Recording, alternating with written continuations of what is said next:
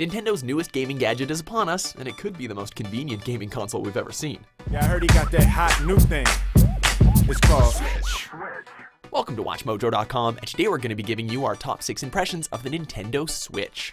Before we begin, we publish new videos every day, so be sure to subscribe for more great content. Number 6, switching is easy. Right off the bat, the core thing about the Switch, the actual switching, works very well. Changing from a home console to a handheld console is as easy as taking the tablet piece out of the dock, then away you go. And there's no need to save or close your game before doing any of this. Furthermore, the console's interface is definitely a streamlined improvement over the Wii U's rather confusing one.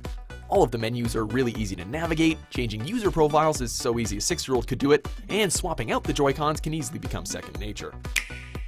Number 5. Aw, look at that cute little thing. It may be hard to tell in the video form, but the console itself is quite tiny, with the main console consisting of a tablet that's slightly bigger than your average consumer smartphone, but much smaller than, say, an iPad mini. Because of the system's switching draw, the console itself has to be small in order to be portable. That being said, with the Joy-Cons attached, it'll only fit into the very largest of pockets. It can also be charged with a USB Type-C adapter for when you need to charge it on the go. We could see this thing being a big hit at gaming conventions. Number 4. How does it feel in your hands? Because of the size of the system, the Joy-Cons themselves look and feel kinda small in your hands, even when hooked up into the console or docked into the provided grip. While it's by no means uncomfortable, quite the opposite actually, it may take some getting used to, especially if you have big mitts. The travel distance of the analog sticks are noticeably smaller compared to other controllers on the market, while the buttons are almost the size of the ones found on the 3DS.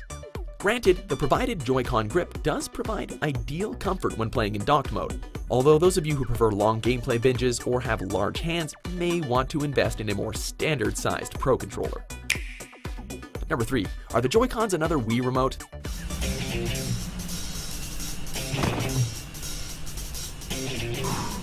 Yeah, Nintendo can't let go of motion controls, though considering they're the ones who popularized the feature, who can blame them?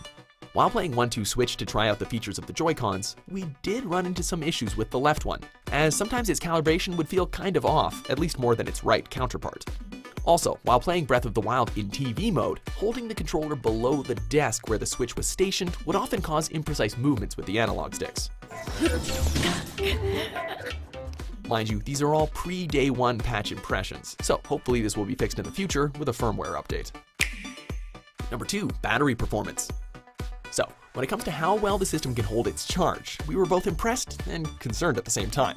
We left the system in sleep mode while Zelda Breath of the Wild was still running, and about 6 hours later we found that it only lost 1% of its charge. And there was no downtime to get the game loaded again, so you don't really have to worry about losing your progress if you suddenly have to stop playing. In terms of play time, however, the system lasted just over 2.5 hours while playing Breath of the Wild in portable mode, meaning it'll be pretty power hungry when playing AAA titles. Mind you, some less demanding titles will probably last a bit longer, but if you're planning to play this on your daily commute, you might want to invest in a charging cable. Number 1. Should you get one at launch? Well, that kind of depends.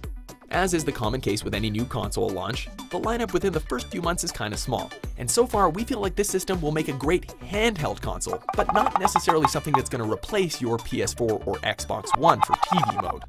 If you already own a Wii U, you might be better off to wait a few months until a price drop or a pack-in bundle with some of Nintendo's later titles. However, if you don't own a Wii U, you could probably consider picking one up for The Legend of Zelda Breath of the Wild, and later in April, Mario Kart 8 Deluxe, which should hold your attention well enough until other titles like Splatoon 2 and Super Mario Odyssey hit store shelves.